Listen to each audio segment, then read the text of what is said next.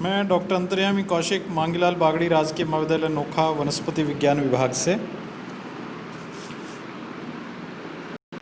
हम बीएससी भाग द्वितीय के first paper taxonomy and embryology के बारे में बात कर रहे हैं। अभी तक हमने फर्स्ट यूनिट कंप्लीट कर ली है। सेकंड यूनिट में हम फैमिली फेबेसी की पहली दो सब फैमिलीज़ माइमोजोइडी और सीजल पिनियेसी के बारे में, सीजल पिनियोइडी भी कहते हैं जिसे, के बारे में हम बात कर चुके हैं।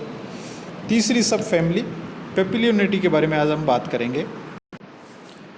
फैमिली पेपिलियोनेटी एक बड़ी फैमिली है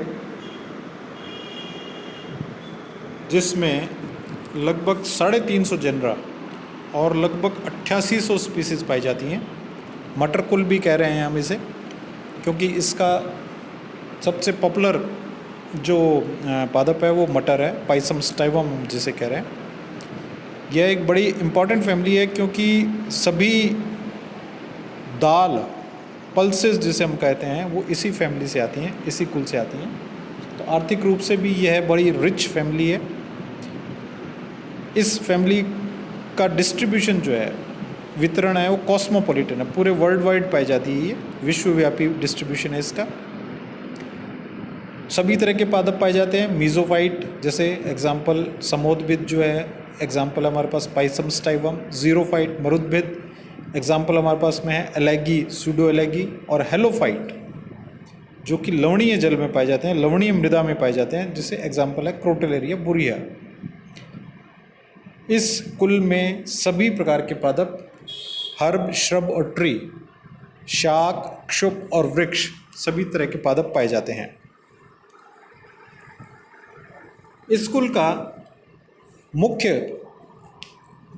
इन्फ्लोरेसेंस पुष्पक्रम रेसिमोस रेसिम है, असमाक्षी असीमाक्ष प्रकार का इन्फ्लोरेसेंस है, जिसमें पुष्प के उत्पन्न होने के पश्चात अक्ष लगातार वृद्धि करता रहता है।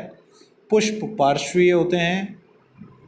ओल्ड फ्लावर जो पहले उत्पन्न होने वाला फ्लावर है वो आधार पर पाया जाता है, नया फ्लावर जो है वो शीर्ष पर पाया जाता है, और प्रत्येक पुष्प वृंतीय होता है। तो इस तरह से 3 करैक्टर हैं रेसिम के, वो तीनों करैक्टर इसके अंदर पाए जाते हैं। इस कुल के जो पुष्प हैं वह सहपत्री हैं, ब्रैक्टिएट हैं, कंप्लीट हैं, जिसमें के, सी, ए व जी, बाह्य दलपत्र, दलपत्र, पुमंग व जयांग चारों अंग पाए जाएंगे। रेगुलर है। के, सी, ए, जी बाहर से अंदर की ओर इसी क्रम में पाए जाते हैं, इसलिए इन्हें रेगुलर कहते हैं। हर्मैफ्रोडाइट जिसमें नर व मादा दोनों प्रकार के लैंगिक अंग पाए जाते हैं, इसे हमने हर्मैफ्रोडाइट का नाम दिया। साइक्लिक चक्रीय। पेंटामिरस पंचतई, यानी कि प्रत्येक चक्र में 5-5 इकाइयाँ पाई जाएंगी, यूनिट्स पाई जाएंगी। जाइगोमॉर्फिक है, एक व्यास सम्मित है। पेरिगाइनस है, जायंगोपरिक, जी हाफ इंफीरियर इसके अंदर दिखाई दे रहा है। परिजायंगी, जायंगोपरिक नहीं, परिजायंगी जिसे हम कहेंगे।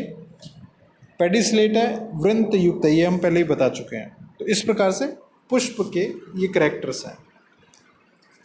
कैलिक्स इसके अंदर 5 दिखाई दे रहे हैं हमें। संयुक्त बाह्य दलीय है, आपस में जुड़े हुए हैं। व्यावर्तित है, व्यावर्तित का अर्थ है एम्ब्रिकेट या वेलवेट प्रकार के हैं, जिसे हम कोरस्पर्शी भी कहते हैं।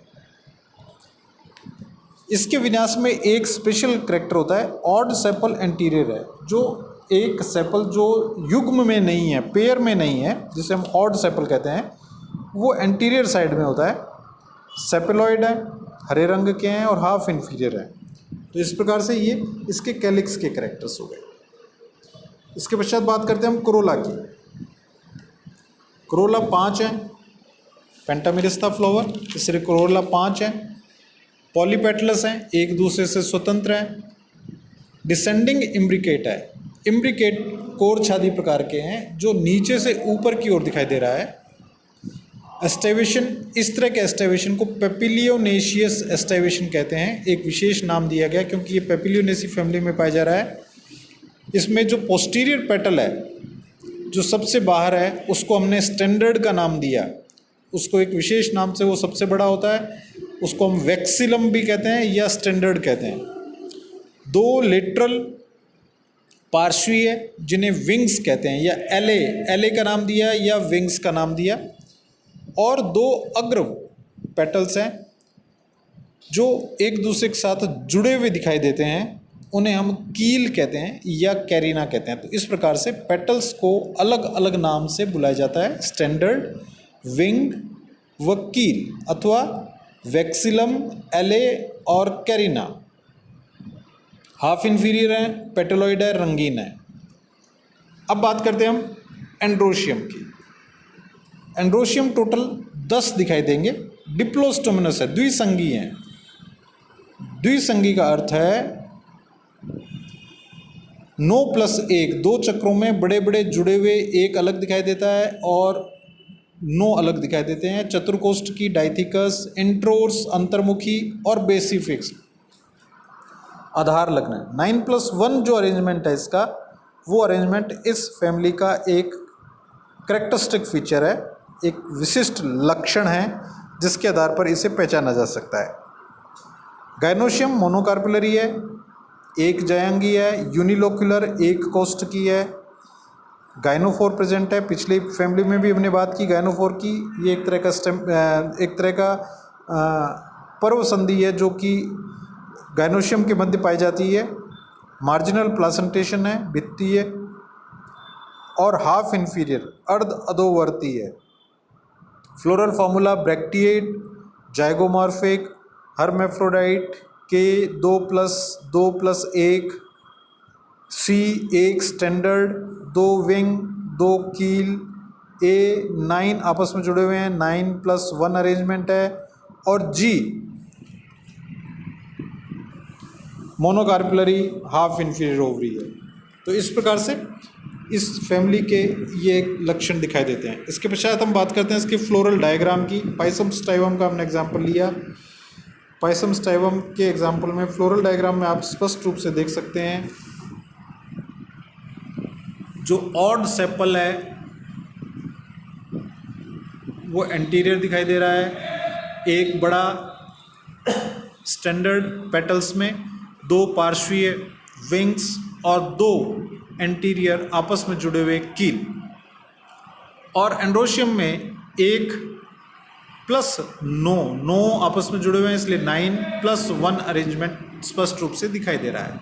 तो इस प्रकार से यह इसका फ्लोरल डायग्राम हुआ। अब हम बात करते हैं इसके आर्थिक वनस्पति की। इस फैमिली का, जैसा कि मैंने पहले भी बताया, जो पल्सेस हैं, दालें हैं, वो इस फैमिली से आती हैं, इसलिए ये इम्पॉर्टेंट फैमिली है। कुछ एग्जाम्पल्स हम लेते हैं यहाँ पर।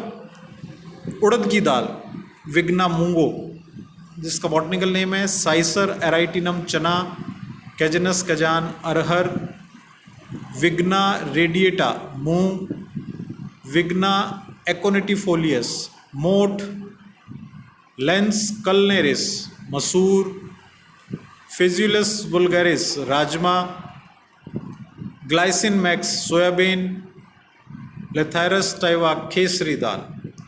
कुछ सब्जियां भी हैं।